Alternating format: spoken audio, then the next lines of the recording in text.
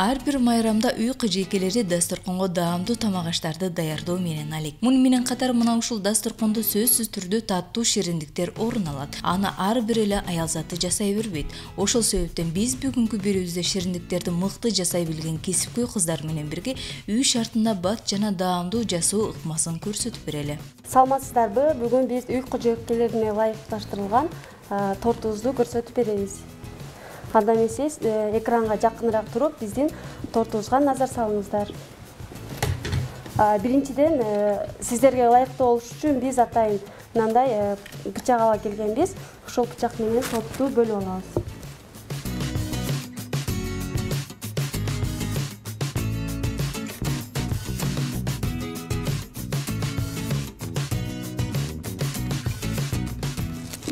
Ал эми мындай ашып калгандарын өзүңүздөр башка үстүңкү украшенияларына да иштесеңиздер болот.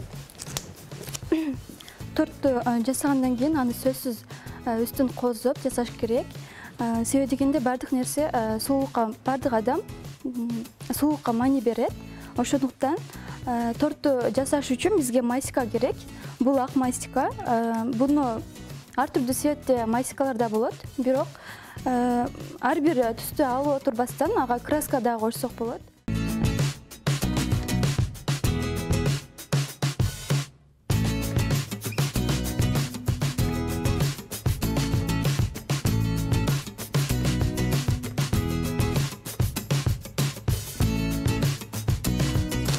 Бисквитибизди кесип алдык. Кесип алгандан кийин мындай промочкалап, андан кийин кожойкелерге үйдө отурган кожойкелер торт жасайбыз дей турган болсо, бисквит боюнча маалымат бере кетейин.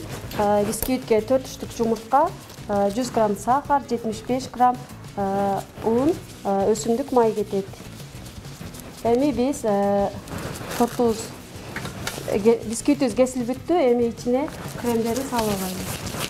Эгерде сиз да балдардын сүйүктүү тамагы болгон шириндиктерди үй шартында жасайм деген болсоңуз, анда айтылган кошулмаларды өзүңүзгө жазып алып, кандай буюмдардын жардамында жасалаарын эске тутуп алыңыз. Албетте мына ушул жасалып жаткан торттун өтө көп түрлөрү бар. Алардын ичинен үй шартында ыңгайлуу түрүн бизге бүгүн кесибин сүйгөн адистер көргөзүп жатышат.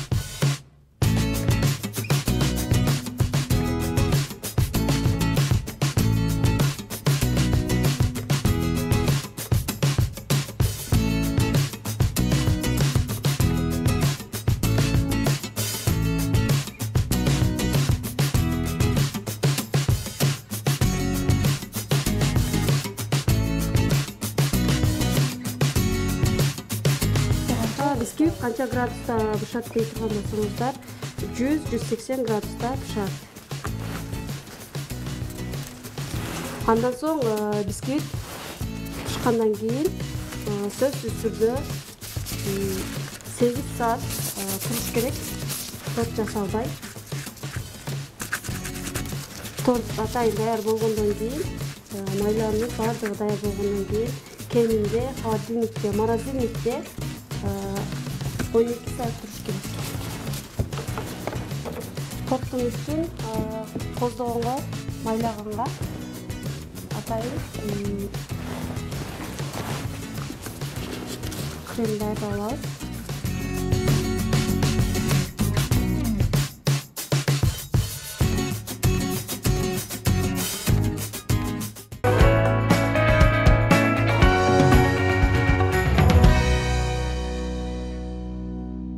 Биринчи бул кар кишини жасаштан алдын мындай форма келтире алабыз. Буга бизге көбүнчө инструменттер керек, өзүнчө инструменттер керек болот сөзсүз түрдө. Андан кийин крахмал, мындай каталка керек болот. Кум шекерден жасалган мындай ширин азык керек болот. Буну сөзсүз түрдө формага келтире алабыз. Мындай круглый формада келтире алабыз. Андан кийин зубочистка керек болот. Экөөнү бириктирип туруш үчүн зубочистка керек болот. Андан клей керек болот, сөзсүз түрдө клей.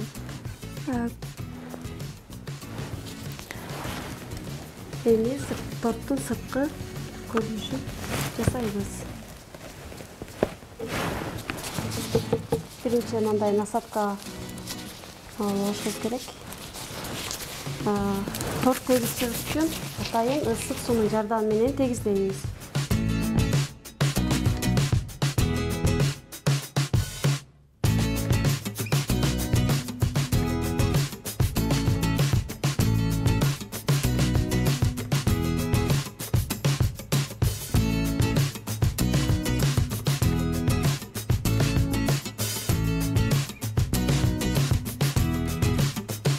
Торттор өзгөчө козулот. Андыктан бул кесипти аркалаган адам анын ар бир майда элементтерине дыкат маани берүүсү керек.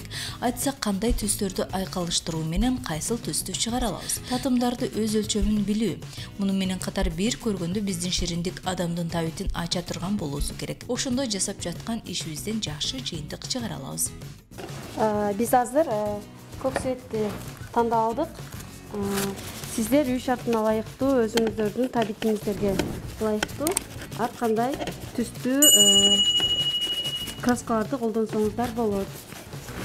Сыртына кетичүү кремди кандай крем тандап алабыз дей турган болсоңуздар, мүмкүн болушунча майлуулугу жогорураак 33%-тен жогору сливкаларды алышыңыздарды айтмакчыбыз. Сливканы алаардан мурун, торт жасаардан мурун биринчи очередте морозильникке салып муздатып алышыңыздар керек. Биринчи 2 чекесин тегиздеп алабыз. Андан кийин түстүлөрүн мындай кылып чыгмакайга формага келтиребиз.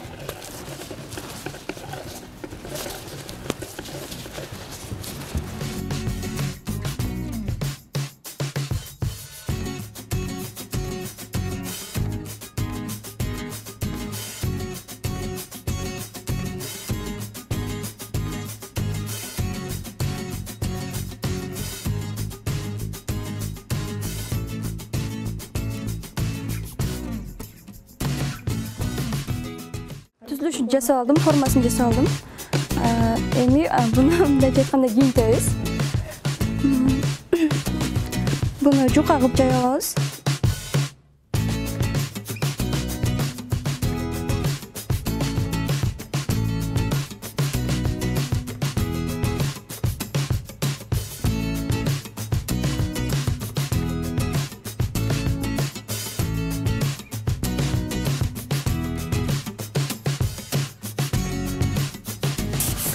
Мен өзүм жөнүндө айта кетсем, мен 2012-жылы келген Барболго. Ошол мезгилден бери иштеп келе жатам. Бир аз дем алдым ортодо. Бизге мен келгенде биринчи торт жок болчу. Кийин бизди сырт жактан окутканы үйрөтүүчүлөрдү алып келип үйрөтүп, анан бизге технологубуз Алива Гүлбар эже ошо торт боюнча бардык технолог бардыгын үйрөтүп, ошол жерде кемчиликтерибизди айтып, дайым үйрөтөт, жана үйрөтүп келе жатат. Мен өзүмдүн негизинен кесибим бөлөк, программист. Негизинен ушундай кооздуктарды, шириндиктерге жакынмын, ошол себептен ошол жерде иштеп, ушул чөйрөгө аралашып калдым.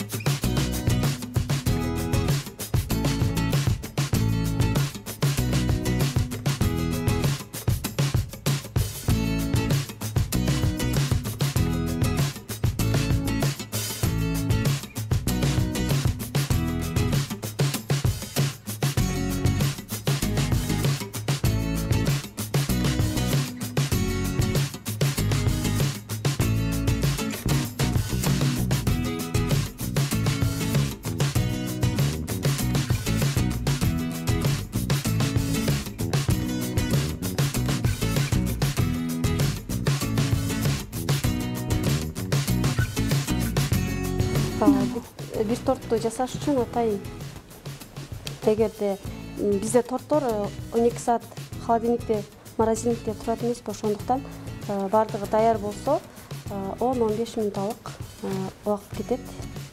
Кайсыл нерсени кайсыл жерге жайгаштыруу, өзүңдүн фантазияңа карап, клиентибиз менен байланышып, кадрларыбыздын айтканындай кылып. Бизде майской туруп 2 күн алдын алынат да заказга. Себеби эми азыр бир аз кыйшайып турат го. Бул 2 күн катыш керек да.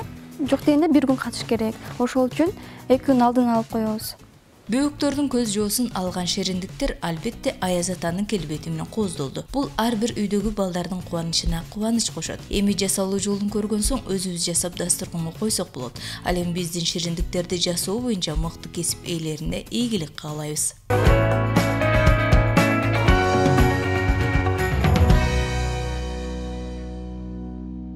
Капкейк жасап бермекчибиз. Капкейк негизинен буну көргөндөр кекс деп ойлошу мүмкүн. Капкейк менен кекстин айырмасы бар. Кошулмалары бөлөк. Азыр биз капкейкти көрсөтүп беребиз. Ичине мындай кылып көзөп алабыз.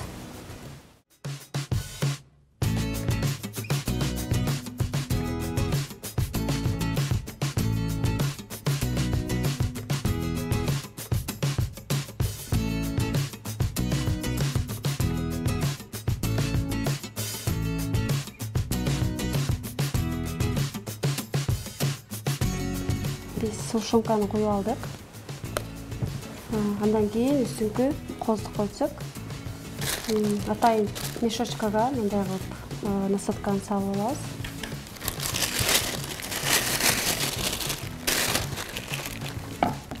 Бул жерин кыркып аласыздар.